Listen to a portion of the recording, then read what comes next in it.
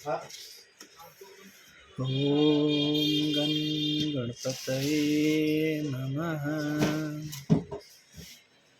ॐ श्री सरस्वत्यै नमः। ॐ श्री गुरुभ्यो नमः।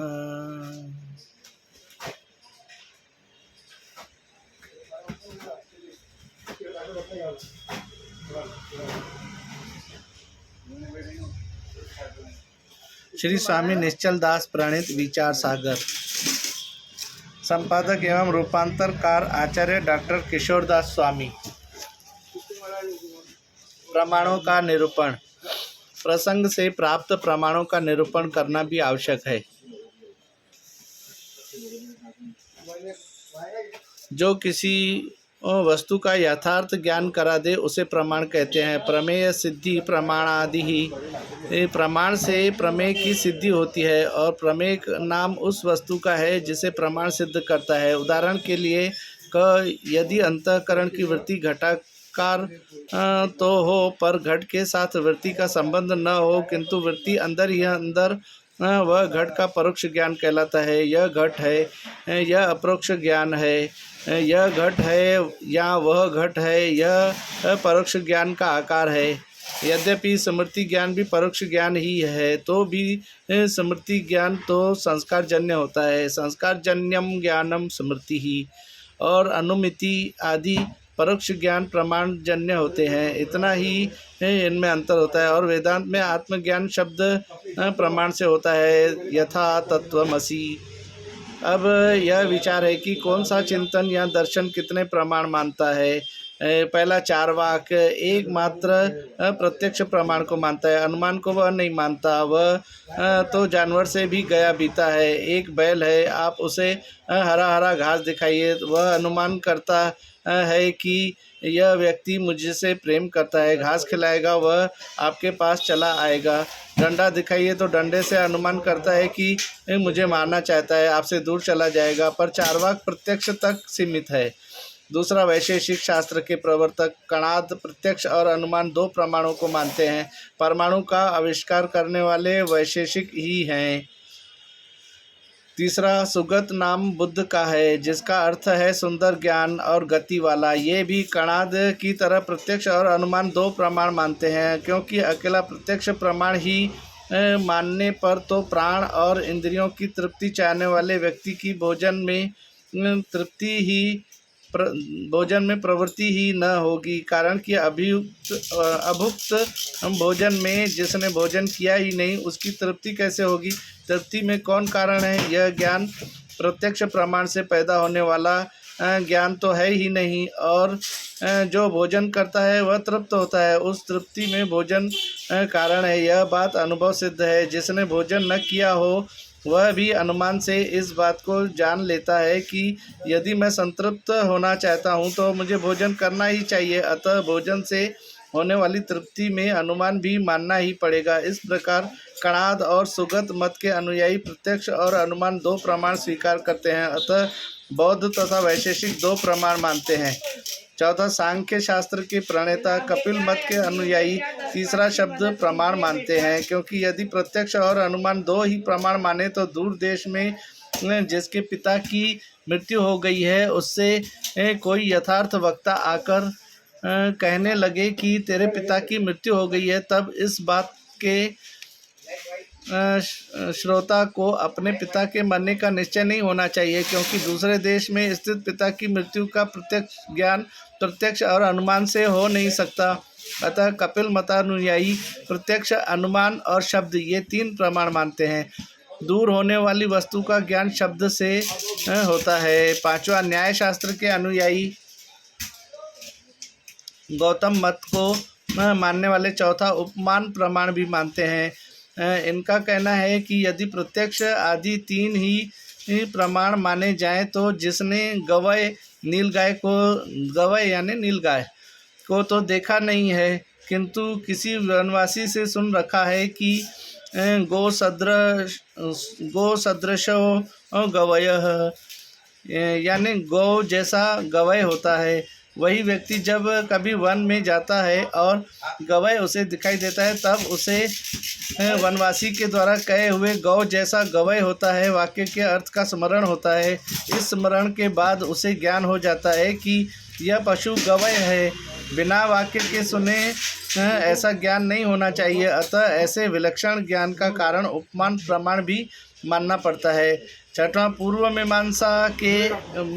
मीमांसा का एक देशी भट्ट का शिष्य प्रभाकर पांचवा अर्थापत्ति प्रमाण भी मानता है।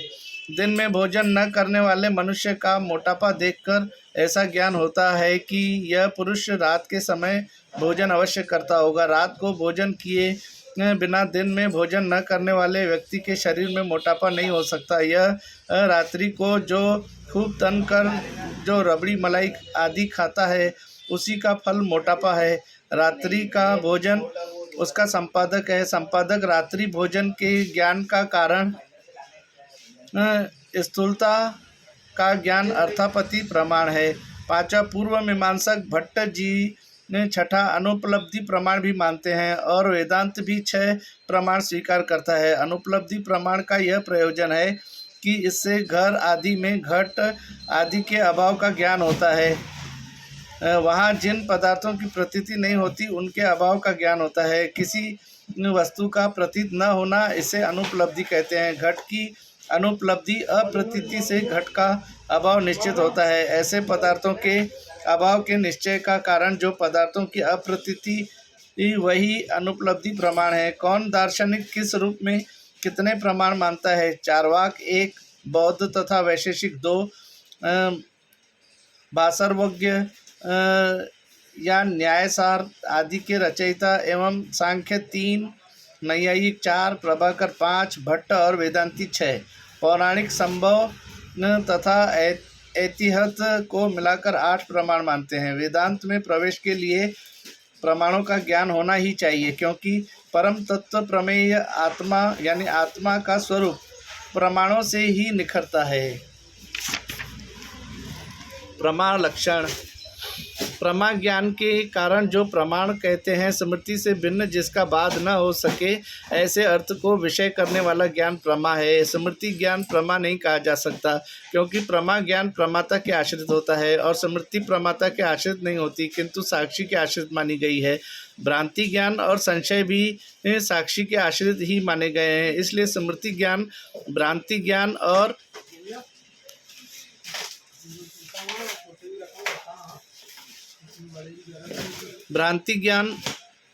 और संशय ज्ञान ये तीनों आभास सहित अविद्या की प्रवृत्तियां हैं, अंतःकरण की वृत्तियां नहीं। अतः प्रमाता के आश्रित नहीं किंतु साक्षी के आश्रित हैं। अंतःकरण का वृत्ति रूप ज्ञान प्रमाता के आश्रित होता है और वही प्रमा है। स्मृति ज्ञान अंतःकरण की वृत्ति नहीं अतः प्रमाता के आश्रित नहीं और प्रमा भी नहीं।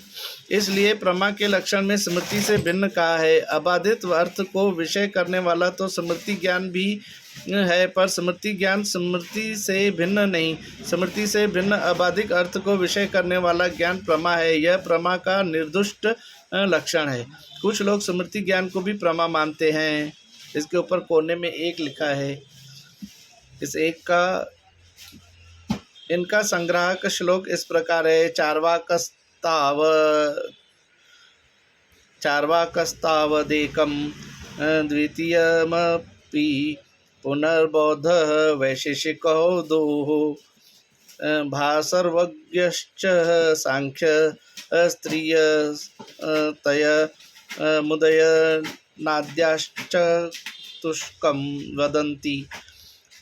प्राहु प्रभाकरः पंचकमपि च वयं तेऽपि वेदान्तविज्ञाः।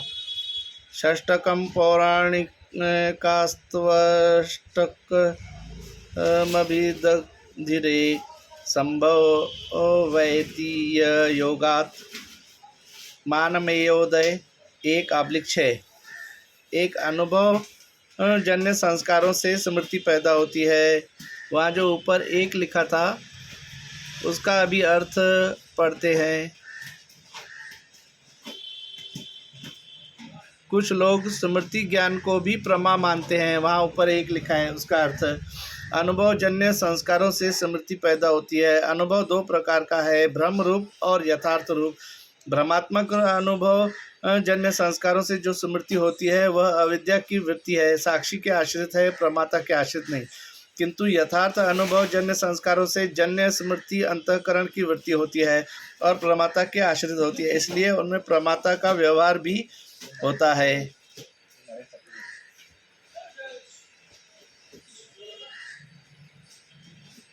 उनके मत में प्रमा का लक्षण है अबाधित अर्थ को विषय करने वाला ज्ञान। स्मृति से भिन्न यह विशेषण वाक्य लक्षण में से निकाल दिया गया है। भ्रांति ज्ञान अबाधित अर्थ को विषय नहीं करता, किंतु बाधित अर्थ को ही विषय करता है। अतः प्रमा का लक्षण भ्रांति ज्ञान में नहीं घटता। जिनके मत में स्मृति ज्ञान में भी प्रमाता का व्यवहार होता है, उनके मत में स्मृति ज्ञान अंतःकरण की वृत्ति है, अविद्या की वृत्ति नहीं, साक्षी के आश्रित भी नहीं, किंतु प्रमाता के आश्रित है, क्योंकि अंतःकरण की वृत्ति का आश्रय प्रमाता ही बनता है, साक्षी नहीं।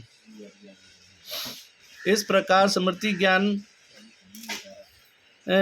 किसी के मत में अंतःकरण की वृत्ति है, अतः प्रमारूप है। किसी के मत में अविद्या की वृत्ति है, प्रमारूप नहीं है। भ्रांति ज्ञान और संशय ज्ञान तो सभी के मत में अविद्या की वृत्ति है और साक्षी के आश्रित है, इनमें किसी का विवाद नहीं। यदि विचार पूर्वक देखा जाए तो स्मृति ज्ञान भी अविद्या की वृत्ति है और साक्षी के आश्रित है, प्रमारूप नहीं, क्योंकि वेदांत संप्रदाय के विद्वानों ने प्रमा ज्ञान 6 प्रकार का बताया है। उन 6 प्रकारों में स्मृति ज्ञान नहीं आता, इसलिए वह प्रमा नहीं। मधुसूदन सरस्वती ने स्मृति ज्ञान को साक्षी प्रमाता के भेद के आश्रित माना है।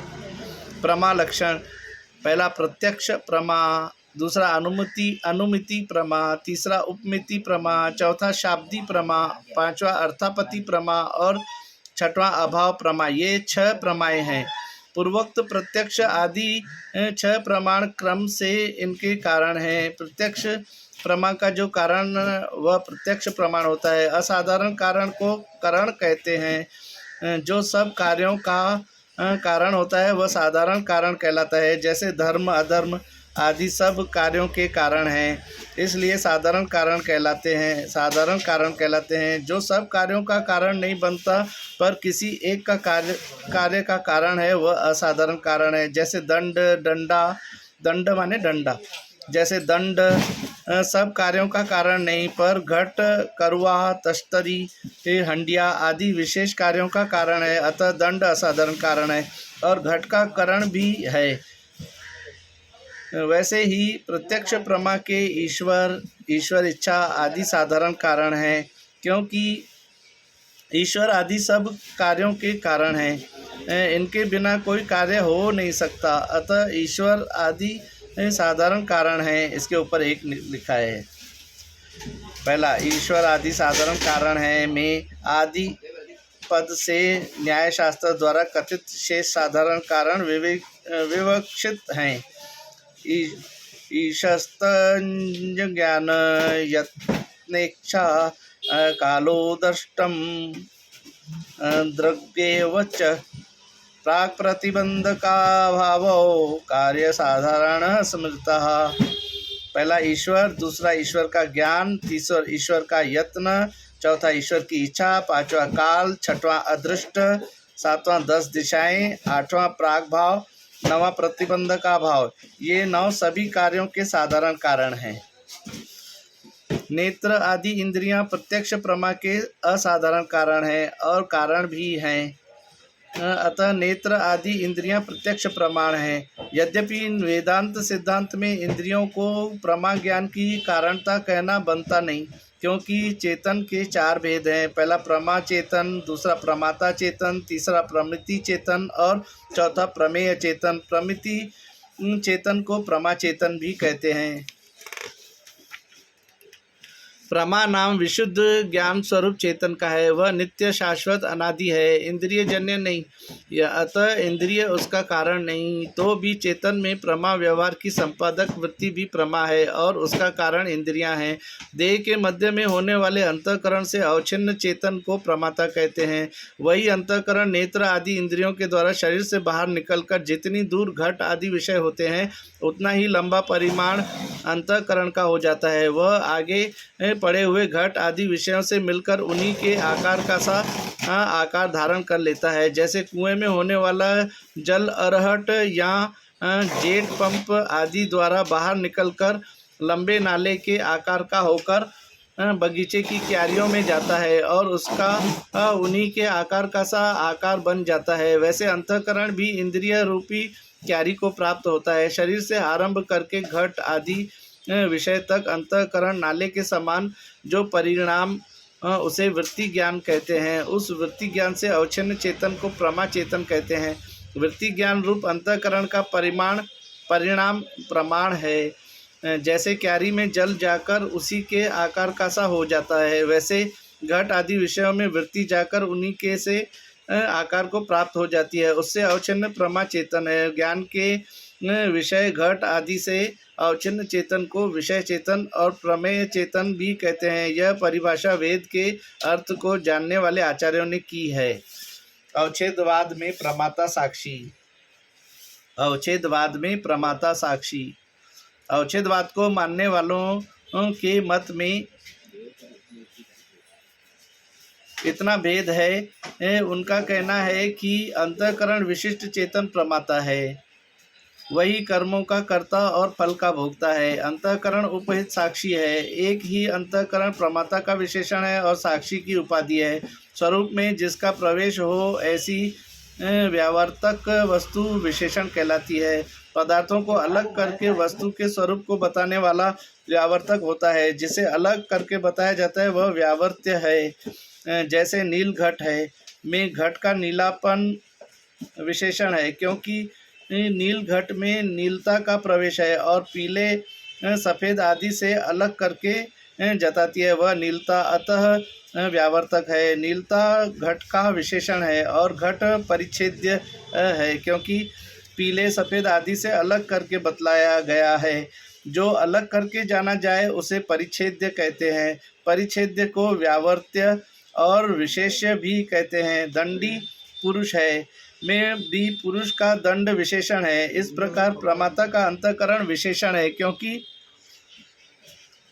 प्रमाता के स्वरूप में अंतःकरण का प्रवेश है और प्रमेय चेतन से पृथक करके प्रमाता के स्वरूप को बताता है, अतः व्यावर्तक है। विशेषण और उपाधि का लक्षण। जिस वस्तु का स्वरूप में प्रवेश तो न हो और व्यावर्तक हो वह उपाधि कहलाती है। जैसे नैयायिक के मत में कर्ण शष्कुली से अवच्छिन्न आकाश को श्रोत्र कहते हैं। यहाँ कर्ण शष्कुली श्रोत्र की उपाधि है, क्योंकि श्रोत्र के स्वरूप में तो कर्ण शष्कुली का प्रवेश है नहीं और बाहर के आकाश से अलग करके श्रोत्र को जताती है, अतः व्यावर्तक है। घटाकाश एक मण परिमाण अन्न को अवकाश देता है। घटाकाश एक मण परिमाण अन्न को अवकाश देता है। यहाँ भी आकाश की उपाधि घट है, क्योंकि मण भर अन्न को अवकाश देने वाले आकाश के स्वरूप में तो घट का प्रवेश है नहीं। घट पार्थिव है, मिट्टी से बनता है, उसका अवकाश देना बनता नहीं, इसलिए घट का स्वरूप में प्रवेश नहीं और व्यापक आकाश से भिन्न करके जताता है। अतः मण भर अन्न को अवकाश देने वाले आकाश की घट उपाधि है। वैसे ही अंतःकरण उपहित चेतन साक्षी है में अंतःकरण साक्षी की उपाधि है, क्योंकि साक्षी के स्वरूप में तो अंतःकरण का प्रवेश है नहीं और प्रमेय चेतन से साक्षी को अलग करके जताता है। अतः एक ही अंतःकरण उपाधि साक्षी की उपाधि और प्रमाता का विशेषण है। क अंतःकरण उपहित चेतन साक्षी है और ख अंतःकरण विशिष्ट चेतन प्रमाता है। उपाधि वाले को उपहित और विशेषण वाले को विशिष्ट कहते हैं। जो अंतःकरण विशिष्ट प्रमाता है वह कर्ता भोक्ता सुखी दुखी संसारी जीव है। यह अवच्छेदवाद की रीति है। आभासवाद में जीव साक्षी आदि। आभासवाद में जीव, साक्षी आदि। आभासवाद में आभास सहित अंतःकरण जीव का विशेषण है और आभास सहित अंतःकरण साक्षी की उपाधि है। अतः साभास अंतःकरण विशिष्ट चेतन जीव है और साभास अंतःकरण उपहित चेतन साक्षी है। यद्यपि दोनों पक्षों में विशेषण सहित चेतन जीव है और वही संसारी है, तो भी विशेष्य भाग चेतन में जन्म मरण आदि संसार हो नहीं सकता। इसलिए विशेषण मात्र में संसार है, वही विशिष्ट चेतन में प्रतीत होता है। कहीं विशेष्य के धर्म का विशिष्ट में व्यवहार होता है और कहीं विशेषण विशेष्य दोनों के धर्मों का विशिष्ट में व्यवहार होता है। जैसे क दंड से घटाकाश का नाश होता है, इसमें विशेषण घट का दंड से नाश होता है, पर विशेष्य आकाश का नाश हो नहीं सकता, फिर भी विशिष्ट घटाकाश का नाश प्रतीत होता है। ख कुंडली पुरुष होता है में कुंडल विशेषण है और पुरुष विशेष्य। विशेषण कुंडल का सोना या ऊँघना बन नहीं सकता। विशेष्य जो पुरुष वह सोता है, कुंडल विशिष्ट सोता है, ऐसा विशिष्ट में व्यवहार होता है। ग शस्त्रधारी पुरुष युद्ध में गया है। इस वाक्य में शस्त्र विशेषण और पुरुष विशेष्य दोनों युद्ध में गए हैं, अतः दोनों के धर्मों का विशिष्ट में व्यवहार होता है। अवच्छेदवाद में अंतःकरण विशेषण है और आभासवाद में साभास अंतःकरण विशेषण है। दोनों पक्षों में चेतन विशेष्य है, उसमें जन्मादि संसार बन नहीं सकता, किंतु विशेषण अंतःकरण के या साभास अंतःकरण के धर्म जन्म आदि संसार का विशिष्ट चेतन में व्यवहार होता है। व्यवहार का अर्थ है प्रतीति और कथन। यही आभासवाद और अवच्छेदवाद में अंतर है। आभासवाद की श्रेष्ठता। आभासवाद में अंतःकरण आभास सहित है और अवच्छेदवाद में अंतःकरण आभास रहित है। दोनों में से आभासवाद श्रेष्ठ है, क्योंकि भाष्यकार ने आभासवाद स्वीकार किया है। अवच्छेदवाद में विद्यारण्य स्वामी ने दोष भी दिखाए हैं। जैसे यदि आभास रहित अंतःकरण अवच्छिन्न चेतन को प्रमाता माने तो घट अवच्छिन्न चेतन को भी प्रमाता मानना चाहिए, क्योंकि जैसे अंतःकरण भूतों का कार्य है वैसे घट भी भूतों का कार्य है। जैसे अंतःकरण चेतन का अवच्छेदक यानी व्यावर्तक है, वैसे घट भी चेतन का अवच्छेदक है। अतः अंतःकरण विशिष्ट की भांति घट विशिष्ट भी प्रमाता होना चाहिए। अंतःकरण में आभास माने तो यह दोष नहीं आता, क्योंकि अंतःकरण भूतों के सत्वगुण का कार्य है, अतः स्वच्छ है। भूतों के तमोगुण के कार्य घट आदि हैं, अतः स्वच्छ नहीं। स्वच्छ पदार्थ ही आभास के योग्य होता है, मलिन पदार्थ नहीं। जैसे शीशा और उसका ढक्कन दोनों पृथ्वी के कार्य हैं। शीशा स्वरूप स्वच्छ है, उसमें मुख का आभास होता है, ढक्कन स्वच्छ नहीं। यदि ढक्कन से शीशे को ढक दें तो मुख दिखाई नहीं देगा, अतः उसमें आभास नहीं होता। जैसे सत्वगुण का कार्य होने से अंतःकरण स्वच्छ है, अतः उसमें चेतन का आभास होता है। शरीर आदि तथा घट आदि तमोगुण के कार्य हैं, अतः स्वच्छ नहीं और उनमें चेतन का आभास नहीं होता। इस प्रकार अंतःकरण में दो तरह के प्रकाश हैं, एक व्यापक चेतन का और दूसरा आभास का। शरीर आदि तथा घट आदि में व्यापक चेतन का प्रकाश तो है और आभास का नहीं, इसलिए दो प्रकार के प्रकाश वाले अंतःकरण विशिष्ट चेतन का नाम प्रमाता है। एक प्रकाश वाले घट आदि से युक्त चेतन प्रमाता नहीं। जिनके मत में आभास नहीं, उनके मत में घट आदि की भांति अंतःकरण में भी दूसरा प्रकाश नहीं। व्यापक चेतन का जो एक प्रकाश अंतःकरण में है, वही व्यापक चेतन का प्रकाश घटादिक में है। इसलिए अंतःकरण विशिष्ट के समान घट विशिष्ट या शरीर विशिष्ट अथवा दीवार विशिष्ट चेतन भी प्रमाता होना चाहिए। शरीर आदि की अपेक्षा अंतःकरण में यही विलक्षणता है कि अंतःकरण सत्वगुण का कार्य है, अतः स्वच्छ है और चेतन का आभास ग्रहण करने के योग्य है। दूसरे पदार्थ स्वच्छ नहीं, अतः आभास ग्रहण करने के योग्य भी नहीं। आभास ग्रहण करने के योग्य अंतःकरण से युक्त चेतन ही प्रमाता कहा जाता है। आभास ग्रहण करने के योग्य घट आदि शरीर आदि से विशिष्ट चेतन प्रमाता नहीं कहा जाता, अतः आभासवाद ही उत्तम है, अवच्छेदवाद नहीं। ये पंक्ति फिर से पढ़ता हूँ। आभास ग्रहण करने के योग्य घट आदि शरीर आदि से विशिष्ट चेतन प्रमाता नहीं कहा जाता, अतः आभासवाद ही उत्तम है, अवच्छेदवाद नहीं। चेतन के चार स्वरूप, जैसे अंतःकरण आभास सहित है, वैसे उसकी वृत्ति भी आभास सहित ही होती है। आप साभास वृत्ति विशिष्ट चेतन को प्रमाण कहते हैं। अंतःकरण की घट आदि विषयाकार कारिता वृत्ति में आरूढ़ चेतन को प्रमा यानी यथार्थ ज्ञान कहते हैं। उसकी साधन इंद्रियां प्रमाण कहलाती हैं, क्योंकि विषयाकार वृत्ति में आरूढ़ चेतन को प्रमा कहा है। वहाँ चेतन यद्यपि स्वरूप से नित्य है, अतः इंद्रिय जन्यता के न होने के कारण प्रमा चेतन का साधन इंद्रिय नहीं, तो भी निरुपाधिक चेतन में तो प्रमा व्यवहार होता नहीं, किंतु विषयाकार वृत्ति उपयुक्त चेतन में प्रमा व्यवहार होता है। इसलिए चेतन में प्रमा शब्द की प्रवृत्ति विषयाकार वृत्ति रूप उपाधि को लेकर है। वह विषयाकार वृत्ति इंद्रिय जन्य है, इंद्रिय उसकी साधन है। प्रमापन की उपाधि वृत्ति के इंद्रिय जन्य होने से उपहित प्रमा भी इंद्रिय जन्य कहलाती है, अतः इंद्रिय प्रमा का साधन कही जाती है। अतः अंतःकरण के सारे परिणाम को प्रमा नहीं कहते, किंतु शरीरस्थ अंतःकरण का घट आदि विषय तक का परिणाम प्रमाण कहा जाता है। विषय से मिल करके विषय का सा बना जितना अंतःकरण का परिणाम है, उतना ही प्रमा कहलाता है। शरीर में होने वाले अंतःकरण से लेकर घट आदि विषयों तक पहुँचा तो अंतःकरण का परिणाम वही प्रमा रूप को धारण करता है। इसलिए प्रमा का प्रमाण रूप अंतःकरण की वृत्ति से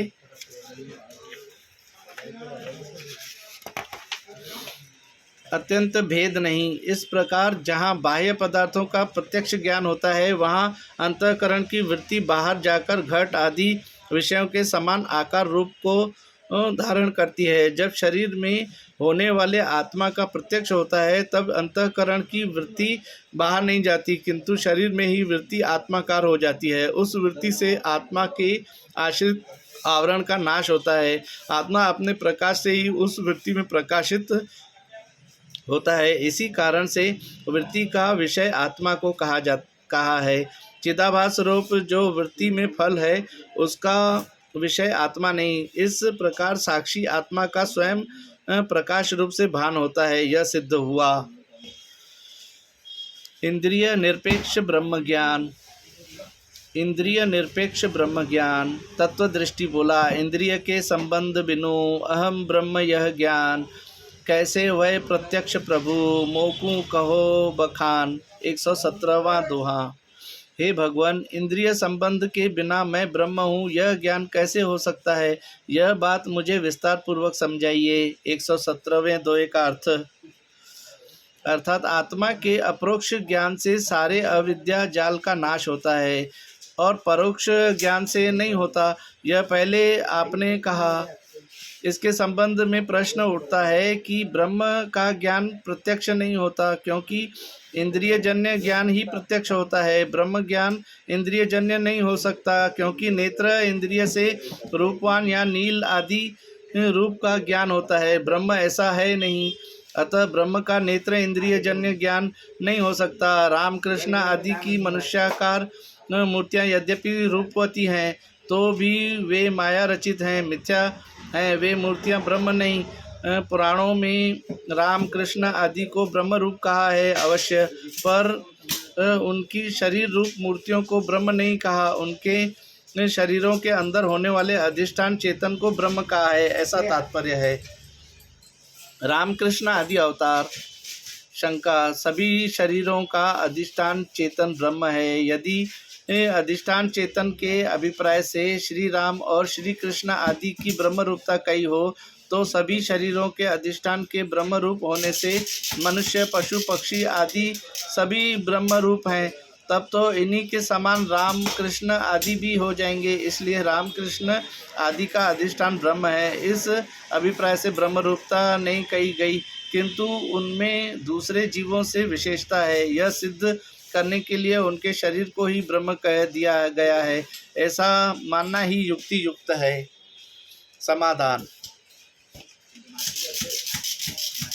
यदि शरीर का बात करके उनके शरीरों को ब्रह्म रूपता आप मानते हैं तो सब शरीरों का बात करके सबके सब शरीर ब्रह्म रूप हैं यह स्वीकार करना होगा। और बिना बात किए तो दूसरे शरीरों के समान हाथ पैर आदि अवयवों से युक्त रूपवान क्रियावान शरीर का निरवयव निरूप क्रिया रहित ब्रह्म से अभेद नहीं हो सकता। इसलिए रामकृष्ण आदि अवतारों का शरीर ब्रह्म नहीं परंतु इतना भेद है कि जीवों के शरीर पुण्य पाप से निर्मित होते हैं। ये 5 भूतों के कार्य हैं। जीवों को अपने शरीर आदि अनात्म पदार्थों में अविद्या के प्रभाव से यह मैं हूँ, यह मेरा है, ऐसा अध्यास होता है। आचार्य या गुरु के उपदेश से उस अध्यास की निवृत्ति होती है। श्री राम श्री कृष्ण आदि के शरीर अपने पुण्य पाप से रचित नहीं होते तथा 5 भूतों के कार्य भी नहीं होते, किंतु जैसे सृष्टि के आदि में प्राणियों के कर्मों के बीज भोग देने के लिए चारों तरफ खड़े हो जाते हैं, तब आत्मकाम ईश्वर में भी प्राणियों के कर्मों के अनुसार मैं जगत की उत्पत्ति करूं ऐसा संकल्प उत्पन्न होता है। उस संकल्प से जगत की उत्पत्ति रूप सृष्टि प्रकट हो जाती है। पूर्व कल्प में जो वस्तु जैसी थी उसी नाम रूप से प्रकट हो जाती है। सृष्टि के उत्पन्न हो जाने के बाद परमात्मा फिर वैसे ही संकल्प करते हैं कि मैं इस जगत का पालन करूं। इस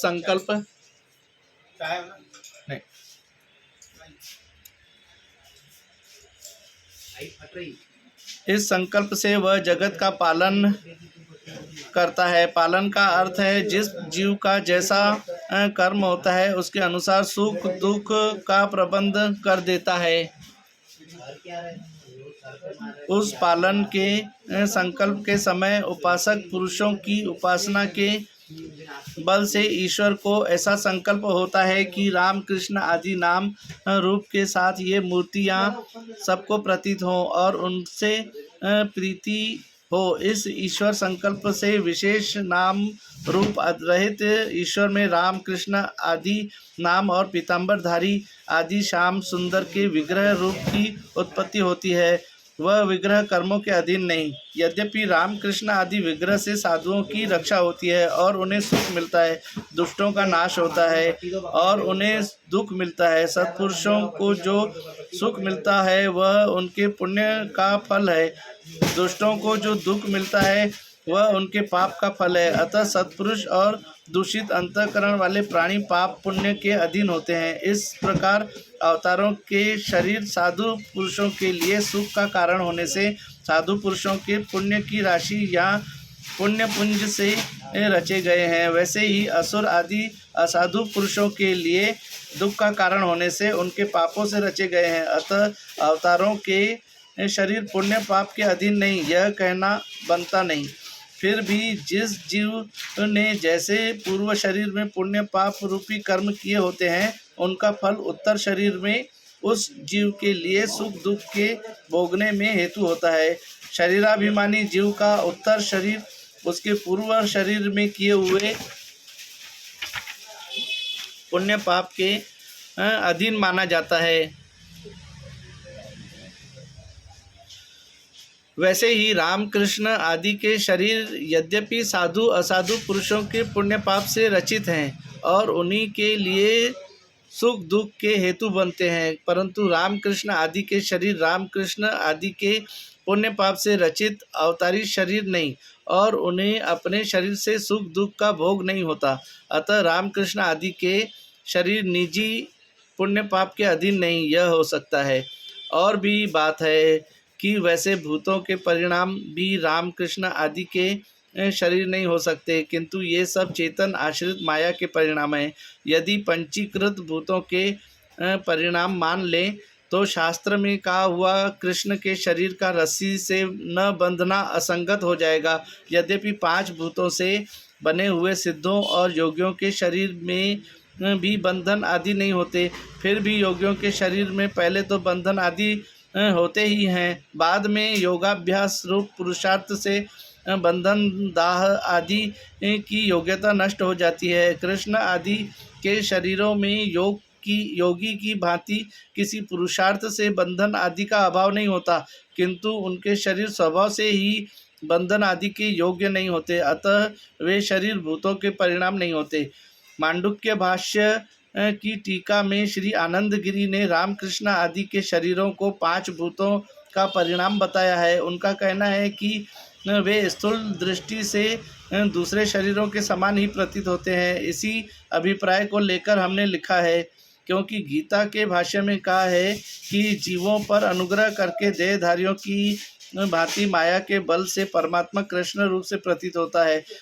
जैसे संसारी बच्चे पैदा होते हैं, वैसे उसका जन्म आदि नहीं होता। उसका वसुदेव द्वारा देवकी के गर्भ से जन्म लेना भी माया के द्वारा ही प्रतीत होता है। इस प्रकार भाष्यकार ने कृष्ण के शरीर को माया का कार्य बताया है। निष्कर्ष यह निकला कि भूतों से अवतारों के शरीरों की उत्पत्ति नहीं होती, किंतु उनके शरीरों का उपादान कारण साक्षात माया है। दूसरे जीवों को अपने देह आदि में आत्मा की भ्रांति होती है, रामकृष्ण आदि को नहीं, क्योंकि जीवों की उपाधि अविद्या मलिन सत्व गुण वाली है और रामकृष्ण आदि की उपाधि माया शुद्ध सत्व गुण वाली है। अतः जीवों को अविद्या के कारण भ्रांति होती है और रामकृष्ण आदि को विशुद्ध सत्व गुण प्रधान माया से सर्वज्ञता होती है। जीवों को अज्ञान से पैदा होने वाले आवरण और भ्रांति के विनाश के लिए आचार्य या गुरु की जरूरत होती है।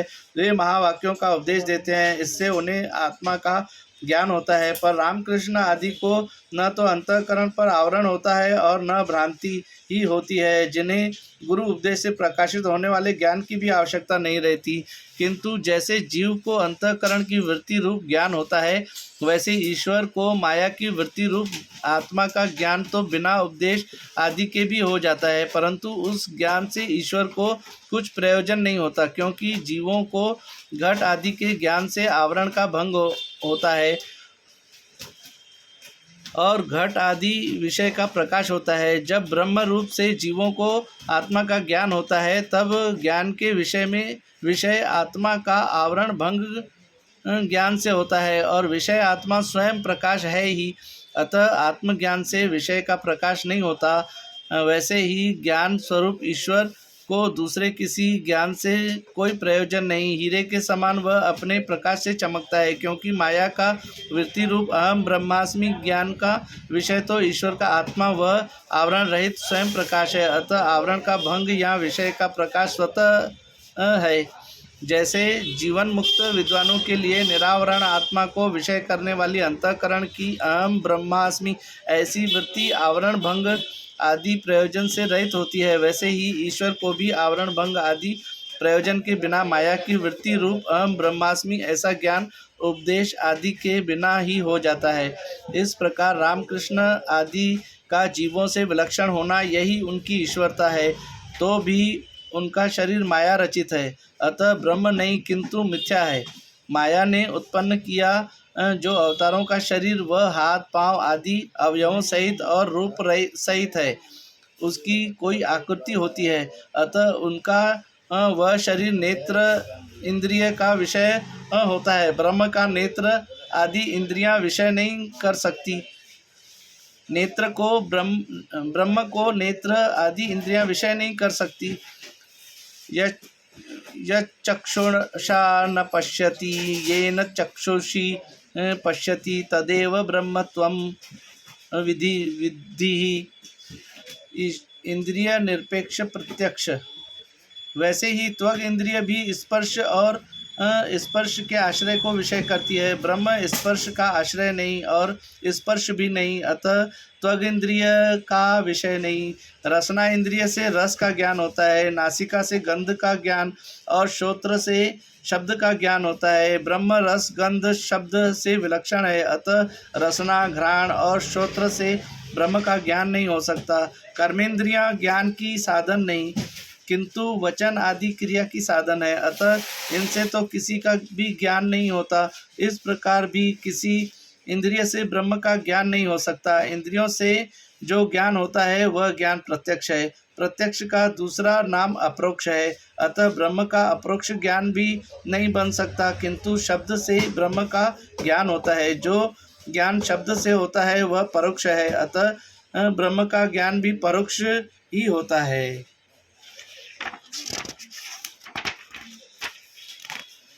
गुरुजी बोले, दोहा, इंद्रिय बिन प्रत्यक्ष नहीं, शिष्य यह नियम न जान, बिन इंद्रिय प्रत्यक्ष भय, जैसे सुख दुख ज्ञान।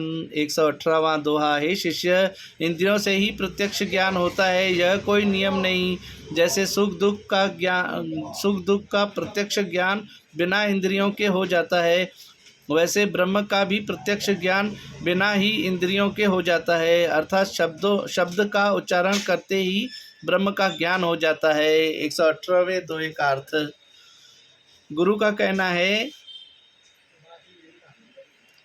कि इंद्रिय संबंध के बिना प्रत्यक्ष ज्ञान नहीं होता, यह नियम नहीं, क्योंकि जैसे सुख और दुख का ज्ञान प्रत्यक्ष तो होता है पर किसी इंद्रिय से नहीं होता, अतः इंद्रिय संबंध से जो ज्ञान हो वही प्रत्यक्ष ज्ञान होता है, ऐसा कोई नियम नहीं। किंतु विषय का वृत्ति से संबंध हो करके विषयाकार वृत्ति जहाँ हुई वहीं प्रत्यक्ष ज्ञान हो जाता है। विषय के साथ वृत्ति का वह संबंध किसी इंद्रिय द्वारा होता है, कहीं कहीं शब्द से भी होता है। जैसे तू 10वां है, मैं 10वां शब्द से दशम जो स्वयं उससे अंतःकरण की वृत्ति का संबंध हो करके दशमाकार वृत्ति हो जाती है, अतः शब्दजन्य भी दशम का ज्ञान प्रत्यक्ष होता है। वैसे ही प्रमाता में जब सुख दुख होता है तब सुखाकार दुखाकार अंतःकरण की वृत्ति हो जाती है। दे दे वहां से निकालो ना, दे देना तू निकाल के। उस वृत्ति से सुख अरे आप निकालो ना।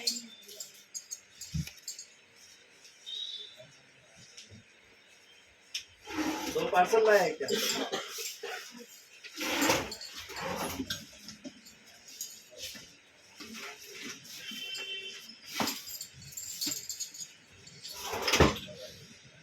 ये देखिए, ये वापस देना है। इसको देना पड़ेगा ना वापस। दे दे। ये जो अभी लाया, ये जो 8 रुपए दे।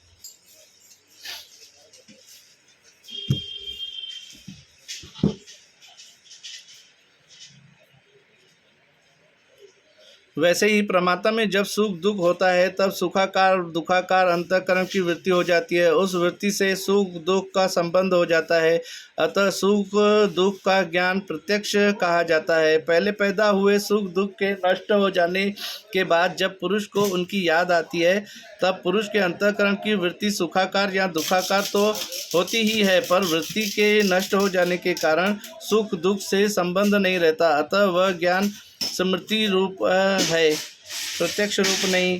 साक्षी भाष्य में वृत्ति की अपेक्षा यद्यपि अंतःकरण के धर्म सुख दुख साक्षी भाष्य हैं, तो भी सुखाकार या दुखाकार अंतःकरण की वृत्ति के द्वारा साक्षी सुख तथा दुख का प्रकाश करता है। जो साक्षी भाष्य पदार्थ हैं उन्हें भी साक्षी वृत्ति की अपेक्षा से ही प्रकाशित करता है, उन्हें भी साक्षी वृत्ति की अपेक्षा से ही प्रकाशित करता है। जैसे शुक्ति रजत साक्षी भाष्य हैं, यहाँ भी अविद्या की वृत्ति की अपेक्षा से साक्षी रजत को प्रकाशित करता है, परंतु सुख दुख के प्रकाशन में अंतःकरण की वृत्ति साक्षी की सहायक है और मिथ्या ज्ञान आदि के प्रकाश में अविद्या की वृत्ति सहायक है। इस प्रकार साक्षी भाष्य पदार्थ के ज्ञान में भी वृत्ति की आवश्यकता होती है। जहाँ वह वृत्ति इंद्रिय आदि बाह्य उपकरणों से होती है वहाँ उसका विषय साक्षी भाष्य नहीं कहा जाता। सुख दुख को विषय करने वाली वृत्ति में बाहरी इंद्रिय आदि कारण नहीं, किंतु जब सुख आदि उत्पन्न होते हैं उसी समय दूसरे साधन की अपेक्षा के बिना ही सुखाकार दुखाकार अंतःकरण की वृत्ति हो जाती है। उस वृत्ति में आरूढ़ साक्षी सुख दुख को प्रकाशित करता है, अतः सुख दुख साक्षी भाष्य कहे जाते हैं। बाह्य जो घट आदिक हैं उनसे अंतःकरण की वृत्ति का संबंध नेत्र आदि इंद्रिय द्वारा होता है, अतः घट आदि साक्षी भाष्य नहीं। उसी प्रकार जब अंतःकरण की वृत्ति ब्रह्माकार हो जाती है तब वह बाहर नहीं जाती किंतु शरीर के अंदर ही रहती है, उस वृत्ति से ब्रह्म का संबंध है, अतः ब्रह्म ज्ञान भी सुख दुख के ज्ञान के समान प्रत्यक्ष रूप है, परंतु सुखाकार दुखाकार वृत्ति में बाहरी साधन की अपेक्षा नहीं करती, अतः सुख दुख साक्षी भाष्य हैं। ब्रह्माकार अंतःकरण की वृत्ति में तो गुरु के द्वारा वेद वचन का कान से संबंध होता है, यह बाहरी साधन है, यह चाहिए ही चाहिए। ब्रह्म ज्ञान का स्वरूप। जहाँ विषय में वृत्ति का संबंध होता है वहाँ प्रत्यक्ष ज्ञान होता है। अहम ब्रह्मास्मि, इस वृत्ति का ब्रह्मरूप विषय से संबंध है, अतः ब्रह्म का ज्ञान प्रत्यक्ष हो सकता है। जहाँ धुएं को देखकर अग्नि का ज्ञान होता है वहाँ धुएं का ज्ञान तो प्रत्यक्ष है और अग्नि का ज्ञान प्रत्यक्ष नहीं, क्योंकि नेत्र द्वारा अंतःकरण की वृत्ति का धुएं से संबंध है, अतः धुएं का ज्ञान प्रत्यक्ष है। अनुमान से अंतःकरण की वृत्ति शरीर में आग के आकार वाली हो जाती, आग के आकार वाली तो हो जाती है, पर आग से वृत्ति का संबंध नहीं, अतः अग्नि का ज्ञान प्रत्यक्ष नहीं कहा जा सकता। जहाँ वृत्ति से विषय का संबंध होता है वहीं प्रत्यक्ष ज्ञान कहा जाता है। जहाँ वृत्ति से विषय का संबंध नहीं होता, विषय बाहर या दूर हो, भूत हो या भविष्य हो, अनुमान से या शब्द से विषयाकार वृत्ति अंदर हो, वह ज्ञान परोक्ष कहलाता है। इंद्रियजन्य ज्ञान ही प्रत्यक्ष होता है, यह नियम नहीं। जैसे सुख दुख का ज्ञान इंद्रियजन्य नहीं और प्रत्यक्ष है, उसी प्रकार यद्यपि दशम पुरुष का ज्ञान भी न शब्दजन्य है तो भी प्रत्यक्ष है। इसी प्रकार गुरु से सुना जो महावाक्य रूप वेद का शब्द, उससे पैदा हुआ ब्रह्म ज्ञान भी प्रत्यक्ष हो सकता है। गुरु को अस उपदेश सुनी तत्व दृष्टि बुद्धिमंत, ब्रह्म रूप लखी आत्मा कियो भेद ब्रह्म अंत। 119वां दोहा। गुरु का ऐसा उपदेश सुनकर बुद्धिमान तत्व दृष्टि ने अपने आत्मा को ब्रह्म रूप जानकर भेद बुद्धि रूप ब्रह्म का नाश कर दिया। 119वें दोहे का अर्थ पूरा हुआ। अहम ब्रह्म या वृत्ति मैं निरावरण वै भान, दादू आदू रूप यो सो यो हम लियो पिछान। 120वां दोहा। मैं ब्रह्म हूँ, ऐसी वृत्ति में आवरण रहित जो विषय का भान होता है वह सबके आदि रूप दादू गुरु ब्रह्म है, ऐसा हमने समझ लिया है। 120वें दोहे का अर्थ पूर्ण हुआ। विचार सागर की उत्तमाधिकारी उपदेश निरूपण नामक चतुर्थ तरंग संपूर्ण। सतगुरुदेव भगवान की जय। ओम पूर्णमदं पूर्णमिदं पूर्णात् पूर्णमुदच्यते पूर्णस्य पूर्णमादाय पूर्णमेवावशिष्यते। ओम शांति शांति शांति।